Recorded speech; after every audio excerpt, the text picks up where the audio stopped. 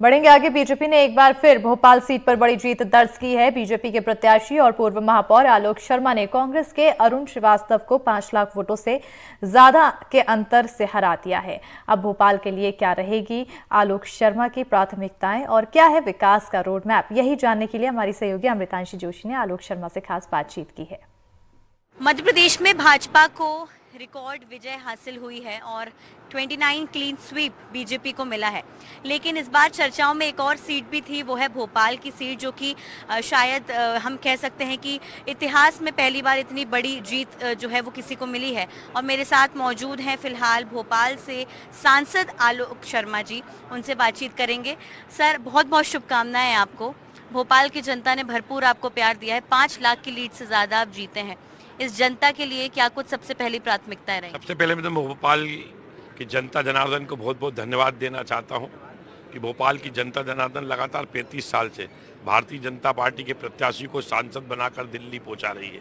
इस बार 2024 के लोकसभा चुनाव में भोपाल की जनता जनार्दन ने भोपाल के बेटे को 5,01,499 मतों से अपना लाड़, अपना प्यार, अपना दुलार, अपना स्नेह और अपना आशीर्वाद दिया है।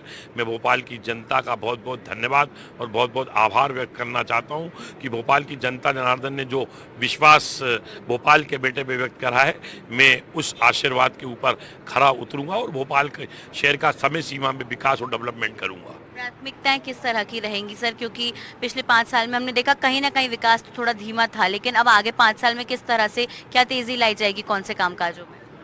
मैडम, आप देखिए, लंबे समय तक मध्य प्रदेश में कांग्रेस की सरकार रही। कांग्रेस की सरकार में कोई विकास के काम नहीं हुए। अगर विकास के काम हुए तो भारतीय जनता पार्टी की सरकार में हुए। आज भोपाल स्मार्ट सिटी बना तो भारतीय जनता पार्टी की सरकार में। मैं हमेशा बोलता हूं, भोपाल हेरिटेज सिटी बना तो भारतीय जनता पार्टी की सरकार में। कितने पुरातत्व की बड़ी बड़ी बिल्डिंगें यहाँ पे काम चल रहा है। आज हमारा भोपाल डिजिटल बना तो भारतीय जनता पार्टी की सरकार में। ग्लोबल सिटी बना तो भारतीय जनता पार्टी की सरकार में। आज भोपाल मेट्रो सिटी बना, मेट्रो ट्रेन आई तो भारतीय जनता पार्टी की सरकार में। हाँ, अब इन विकास के कामों को हम लोकसभा स्तर के ऊपर ले जाएंगे। अब भोपाल में जो मेट्रो चल रही है वो मेट्रो सीहोर तक चले, उसका डीपीआर बनवाऊंगा। भोपाल में जो मेट्रो चल रही है वो मंडीदीप तक चलना चाहिए। इस दिशा के अंदर हम काम करेंगे। मेरी प्राथमिकता ये रहेगी, एक भोपाल जो है वो मध्य प्रदेश की राजधानी है, वो देश की धड़कन है, देश के बीचों बीच है, हृदय स्थली है।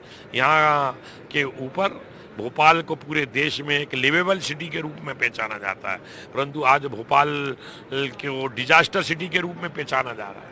मैं डिजास्टर सिटी का जो दाग है इसको हटाना चाहता हूँ। मैं चाहता हूँ कि भोपाल में 1984 में गैस त्रासदी हुई थी, वो गैस त्रासदी को हम लोगों ने भुगता है। मैं भी गैस पीड़ित था। मैं भी अपने माता पिता दादाजी के साथ घर से निकल के भागा था जान बचाने के लिए। मैंने वो लाश का, मौत का तांडव और मौत का मंजर देखा। मैं चाहता हूं कि भविष्य में इस प्रकार की औद्योगिक त्रासदी ना हो। समय सीमा के अंदर मैं भोपाल से यूनियन कार्बाइड को हटवाऊंगा। वहाँ की मिथेन, वहाँ की शेष जो कचरा है उसको वैज्ञानिक तरीके से निष्पादन करा के भोपाल की जनता की सेवा करूँगा। वहाँ पर एक अच्छा खूबसूरत पार्क बने, स्मारक बने और दुनिया में कहीं पर भी कोई नई इंडस्ट्रीज आने वाली पीढ़ी डाले तो वहाँ पे इस प्रकार के पैरामीटर्स बनाएंगे कि वो डालने के पहले भोपाल जरूर आए और यहाँ अध्ययन करें, जिससे कि भविष्य में इस प्रकार की औद्योगिक त्रासदी ना हो। भोपाल में हम रेलवे कनेक्टिविटी को बेहतर कैसे करें, एयर कनेक्टिविटी को बेहतर कैसे करें। आज हमारा भोपाल राजधानी बने काफ़ी साल हो गए, परंतु देश में कई राजधानी भोपाल के बाद बनी, वहाँ डेवलपमेंट हो गया, परंतु मेरे भोपाल में उस प्रकार का डेवलपमेंट क्यों नहीं हुआ, उन कारणों का भी मैं अध्ययन करूँगा। मैं जाऊँगा कि आज रायपुर आगे निकल गया, हमारा हैदराबाद आगे निकल गया, उस मॉडल को भी मैं देखूँगा, उस मॉडल को भोपाल में लेकर आऊँगा और हम भोपाल का समग्र विकास करें। आज भोपाल में ट्विन सिटी की बात चल रही है।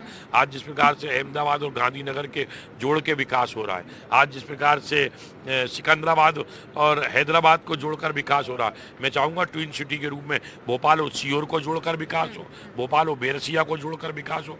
इस दिशा के अंदर हम काम करेंगे। भोपाल भोपाल में एक मांग चल रही है। आप देश की तमाम राजधानियों को देख लीजिए, वहाँ पे हाई कोर्ट है, पर हाई कोर्ट बेंच की मांग लंबे समय से हो रही है। भोपाल के वकीलों ने, भोपाल के अभिभाषक, भोपाल के एडवोकेट, भोपाल के अधिवक्ताओं ने मुझे आशीर्वाद दिया है।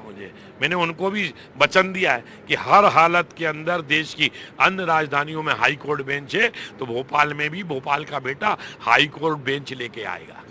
सर, एक सवाल ये भी है कि आप जो है बात कर रहे थे कि हम समीक्षा भी करेंगे, कि समीक्षा अब कांग्रेस भी कर रही है छिंदवाड़ा सीट पर हार को लेकर, पूरे प्रदेश में हार को लेकर। डेवलपमेंट की समीक्षा की बात कर रहे हैं, हाँ। वो हार की समीक्षा की बात रही। हाँ। दोनों में बड़ा अंतर है।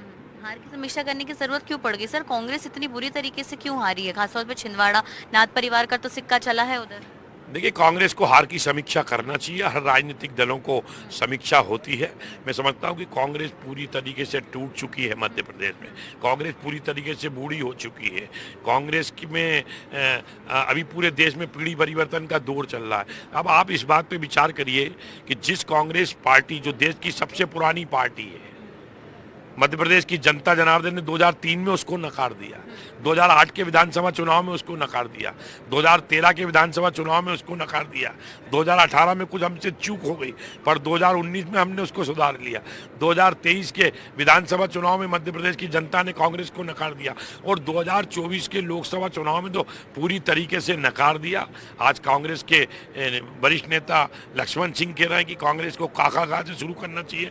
मैं भी ये कहना चाहता हूँ कि कांग्रेस को आत्मचिंतन करना चाहिए।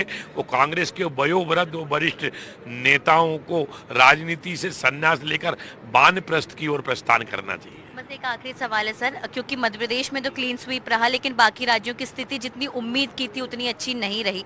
हालांकि अब केंद्र में भी माना जा रहा है कि सरकार एनडीए की बनेगी। क्या लगता है सभी जो अन्य दल हैं उनका सपोर्ट रहेगा? एनडीए तो तीसरी बार सरकार बनाने में कामयाब रहेगी? देखिए, तीसरी बार भी देश में एनडीए की सरकार बनने जा रही है।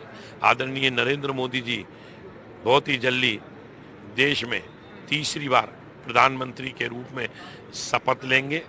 कई स्टेटों के अंदर कुछ कमियों के कारण, क्या कारण रहे उसकी पार्टी संगठन स्तर, हर स्तर पे समीक्षा करता है।